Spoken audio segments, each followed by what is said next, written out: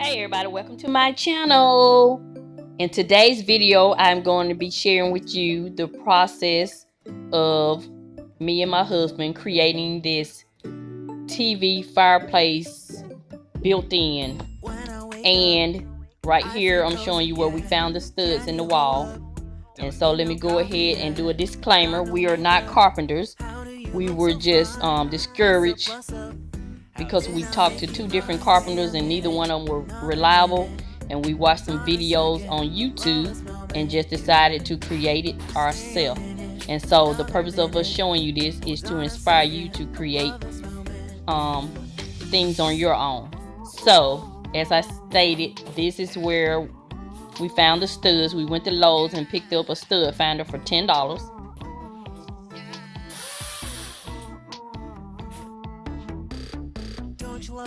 And the first thing we did was attach 4 1x8 planks horizontally, because that is what the it's going to hold the frame. We're not attaching it directly to the wall, we're attaching it directly to these 1x8 planks that you see that we have put into the studs. And we created a frame, an outside frame. I measured the fireplace and it was 5 inches wide, so this frame is 10 inches wide, so you gotta have room to get behind the fireplace just in case you ever have to take it out.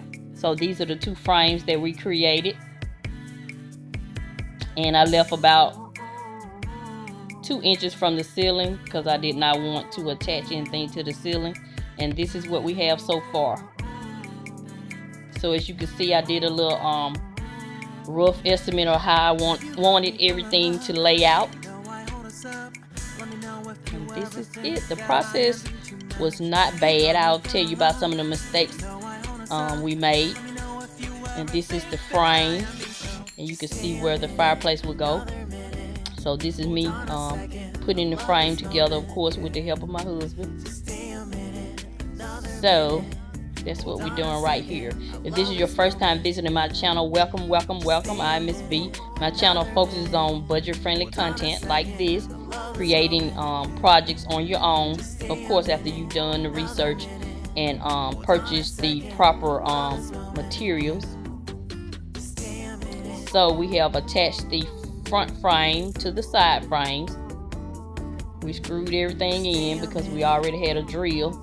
So originally I wanted to purchase a electric nail gun, but the guy at Lowe's told us to go ahead and use screws, and we did. But I'll go ahead and let you know I end up still purchasing a nail gun.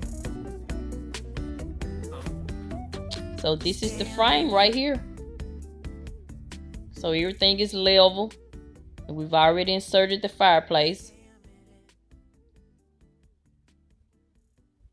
And now we're getting ready to mount the TV. Well, not yet, but that's what we're prepping for.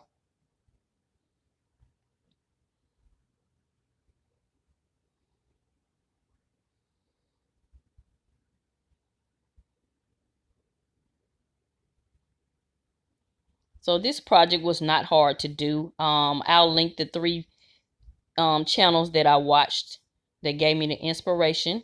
And one of the channels is Natalie from Design to the Nines. She created her own fireplace built-in, and I'll have her channel and 2 additional channels linked in the description box. So this is where I messed up right here, being that I've already saved money. So my channel is about saving money, but what I had to realize is you have to save money where it makes sense.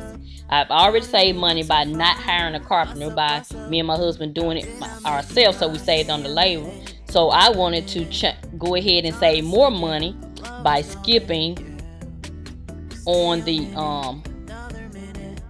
drywall or sheetrock or whatever, or plywood to frame the fireplace out. And I bought this little thin backer board or whatever it's called. I'll insert a picture somewhere in here, and that was a mistake.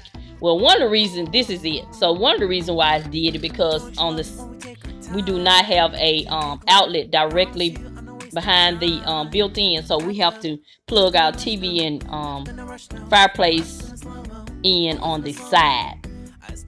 And I'll insert a picture showing you why.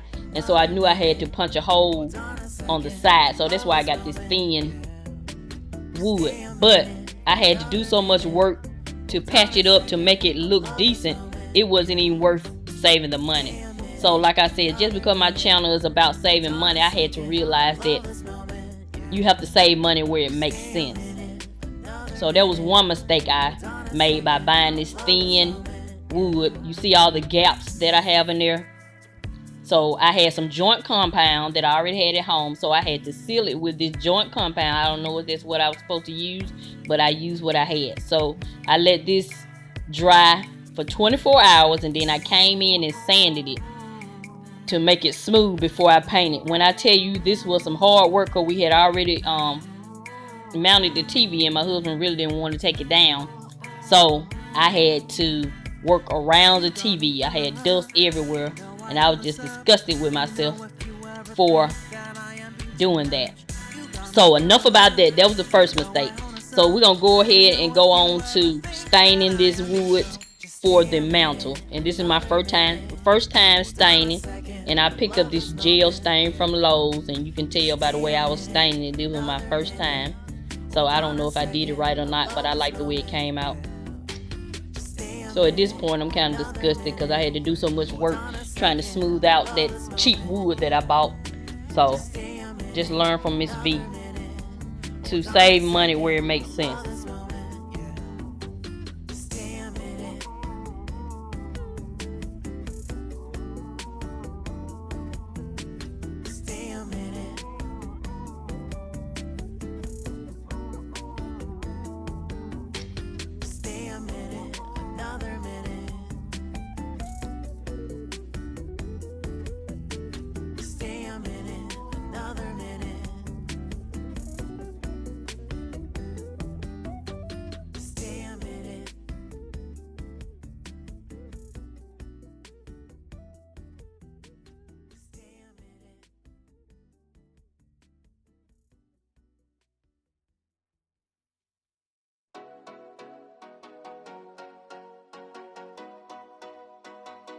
Okay, so I have the fireplace all painted. Now I got to put all the trimmings on, and I wanted it to look like it was professionally done, so I got some crown molding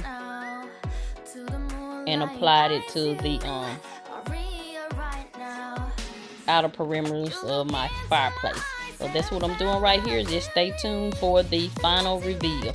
And this is where my nail gun came in handy, because I can't screw any screws in this wood. It will show. So I picked up a brad nailer from Home Depot, and I love it. I had to get used to the loud sound, so I'm gonna have to get me some earplugs.